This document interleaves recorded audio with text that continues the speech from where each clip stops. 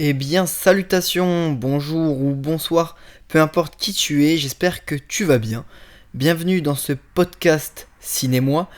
Comme son nom l'indique, il est dédié à l'univers du cinéma.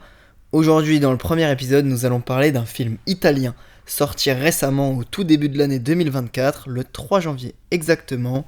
J'ai nommé Moi Capitaine. Yere bu ñu sol tey amul bànqaas mu bëgg ñu sol benn amul bànqaas yere bu ñu sol tey amul bànqaas mu bëgg ñu sol benn amul bànqaas dalu bu ñu sol. Moi Capitaine nous raconte l'histoire de deux cousins, Seydou et Moussa, qui sont tous les deux âgés de 16 ans et vivent dans un petit village au Sénégal. Le film nous plonge d'abord dans un univers chaleureux et familial. Au réveil de Seydou, on s'aperçoit que c'est un jour de fête. Pourtant, les deux cousins partent travailler, et cela en mentant, donc en disant qu'ils vont jouer au foot. On se questionne, et on comprend très vite que c'est pour accumuler de l'argent pour un jour partir en Occident. Mais pourquoi ils veulent partir en Occident si c'est un jour de fête, si chez eux il n'y a pas de désastre écologique ou politique ou militaire? Eh bien, parce qu'ils veulent réaliser leur rêve. Leur rêve étant de devenir chanteur, et chanteur célèbre, parce que chez eux, dans leur petit village, ils chantent déjà, ils s'amusent avec des amis, ils écrivent des textes, mais il n'y a pas l'air d'avoir du grand matériel, et la popularité n'est pas là. Donc, ils pensent qu'en Europe, il y aura mieux pour eux. Pour ça, ils ont travaillé préalablement, comme je l'ai dit, et surtout, avant leur voyage, ils n'ont pas prévenu leur famille. J'ai oublié de le préciser, mais Seydou et Moussa entreprennent leur voyage jusqu'en Europe de manière illégale. Et vous vous doutez bien que cela va engendrer quelques problèmes. Parler simplement de problèmes, c'est minimiser les faits.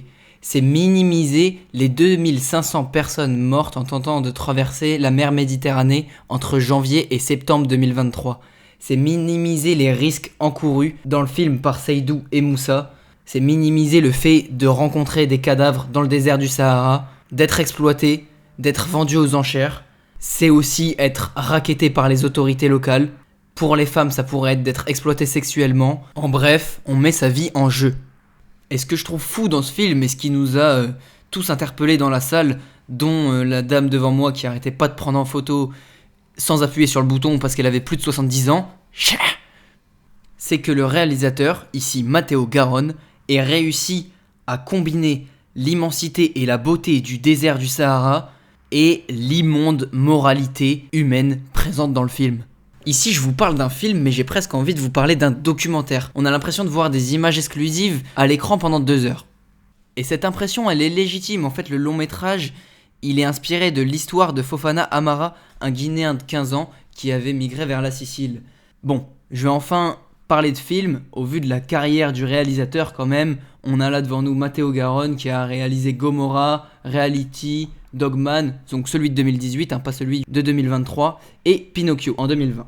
Au niveau des acteurs, donc il y a Seydou Sarr qui incarne Seydou, et Mustapha Faure qui incarne Moussa. Le premier, Seydou Sarr, a même été récompensé dans la catégorie Révélation à la Mostra de Venise, pour son rôle dans Moi Capitaine. Le film lui-même a eu sa nomination aux Golden Globes dans la catégorie Meilleur film en langue étrangère. Et oui, le film a été tourné quasiment entièrement en Wolof, qui est pas la langue officielle du Sénégal, car c'est le français, mais c'est la langue la plus parlée. Pourtant, Moi Capitaine n'a pas eu l'honneur de remporter la 81e cérémonie du Golden Globes qui s'est passée ce 7 janvier 2024, car il a laissé sa place à Anatomie d'une chute, un film français. On le rappelle, c'est un film italien, et avec l'arrivée au pouvoir en octobre 2022 de Giorgia Meloni et l'extrême droite, on se doute que c'est un film qui divise et qui bouscule des codes, surtout lorsque l'extrême droite fait sa campagne sur l'exclusion de l'autre, de l'étranger et du migrant, plus largement sur l'intolérance.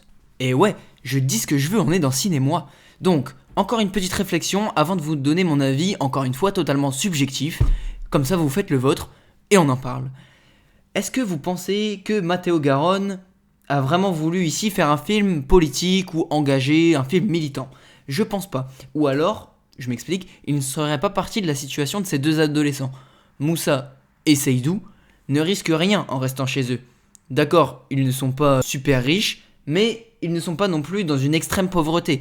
Ils ne sont pas en temps de guerre, ils ne subissent pas un désastre écologique, ce ne sont pas des femmes afghanes privées de liberté, ils ne sont pas bombardés comme en Ukraine, en Palestine, au Congo ou au Soudan, ou ils ne subissent pas la montée des eaux comme le subissent énormément d'îles en ce moment. Bah oui, notre Matteo Garonne, il aurait très bien pu prendre des réfugiés climatiques.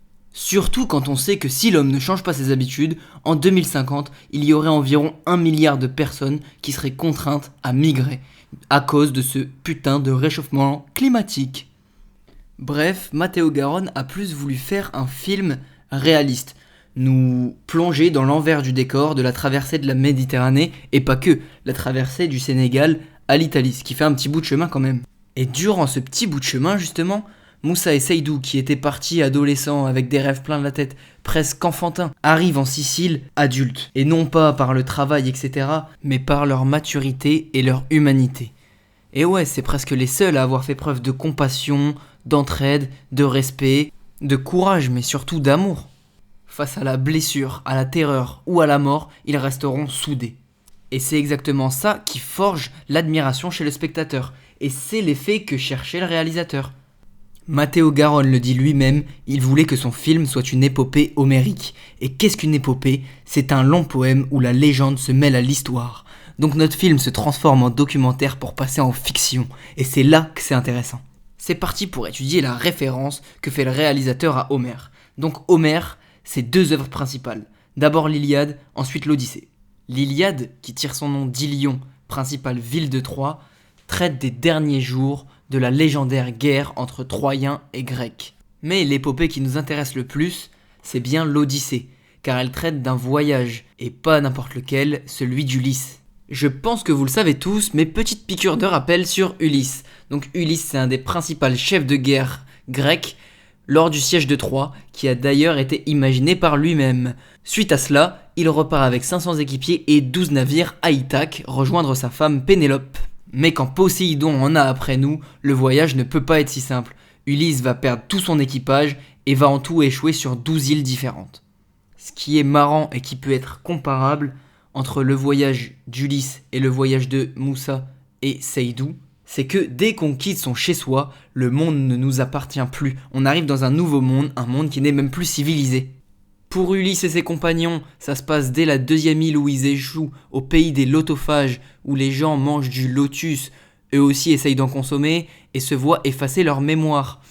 Pour Moussa et Seydou, ça se passe à la frontière du Mali, où ils se font arnaquer une première fois en achetant un passeport, et une deuxième fois en devant donner de l'argent aux forces de l'ordre, sous peine d'aller en prison. Selon moi, c'est un film à défendre.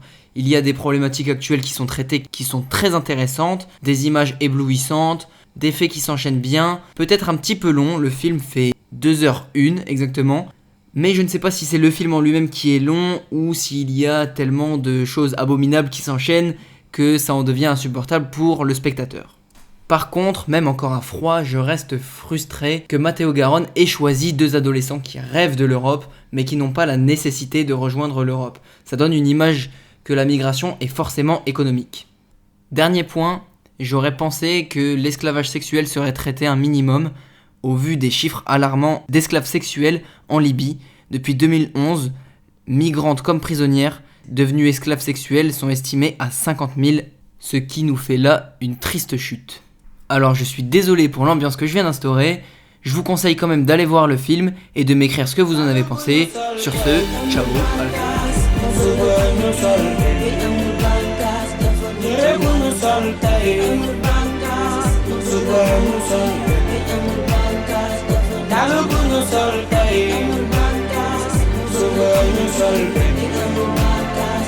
Allez,